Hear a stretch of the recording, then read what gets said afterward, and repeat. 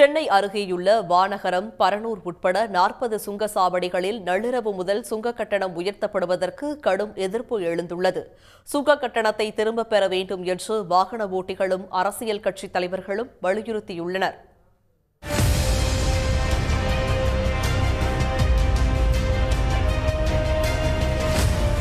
தமிழ்நாட்டில் தேசிய நெடுஞ்சாலைகள் ஆணையத்தின் கீழ் 78 சுங்கச்சாவடிகள் செயல்பட்டு வருகின்றன. இதில் கடந்த 2 ஆண்டுகளில் மட்டும் புதிதாக 12 சுங்கச்சாவடிகள் திறக்கப்பட்டுள்ளன. இவற்றில் ஆண்டுக்கு ஒருமுறை 2 கட்டங்களாக சுங்க கட்டணம் உயர்த்தப்பட்டு வருகிறது.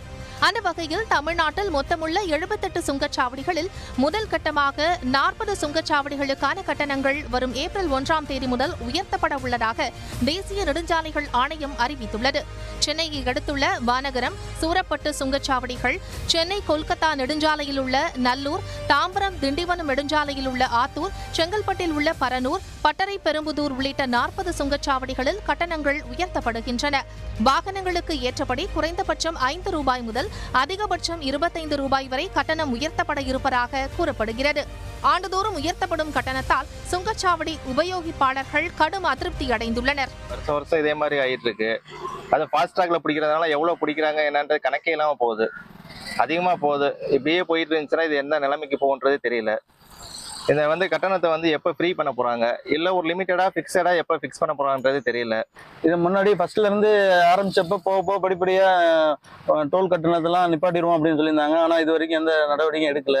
இப்போ மறுபடியும் உயர்த்துறதா சொல்லியிருக்காங்க. நாங்கள் எங்களை மாதிரி வாடகை கார் ஓட்டுறவங்க இந்த மாதிரி உயர்த்திட்டே போனா எப்படி சமாளிக்க போறோம்னு தெரியல. தோராயமாக அவர்கள் அறிவிப்பை கொடுத்து விட்டு மக்களை ஏய்க்க நினைக்கிறார்கள். ஆகவே இது போன்ற கட்டண உயர்வு சாமானிய மக்கள் அன்றாட வாழ்வில் பயன்படுத்தக்கூடிய அத்தியாவசிய பொருட்களின் விலையெல்லாம் உச்சத்தை எட்டக்கூடிய மிகப்பெரிய ஒரு பேராபத்தை நிகழ்த்தும் என்பதை நாங்கள் ஒன்றிய அரசுக்கு தெரிவிக்க விரும்புகிறோம். புதிய சுங்க கட்டண கொள்கை விரைவில் வெளியிடப்பட உள்ள நிலையில் கட்டண உயர்வை திரும்பப் பெற வேண்டும் என வாகன ஓட்டுநர்கள் ஒன்றிய அரசை வலியுறுத்தியுள்ளனர். சுங்க கட்டண உயர்வு அத்தியாவசிய பொருட்களின் விலை உயர்வுக்கு வழிவகுக்கும் என்று அமமுக பொதுச் செயலாளர் டிடிவி தினகரன் தெரிவித்துள்ளார்.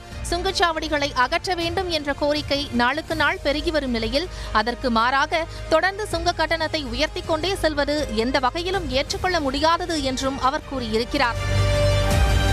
உடனுக்குடன் செய்திகளை தெரிந்து கொள்ள சன் நியூஸ் பெல் ஐகானை கிளிக் பண்ணுங்க.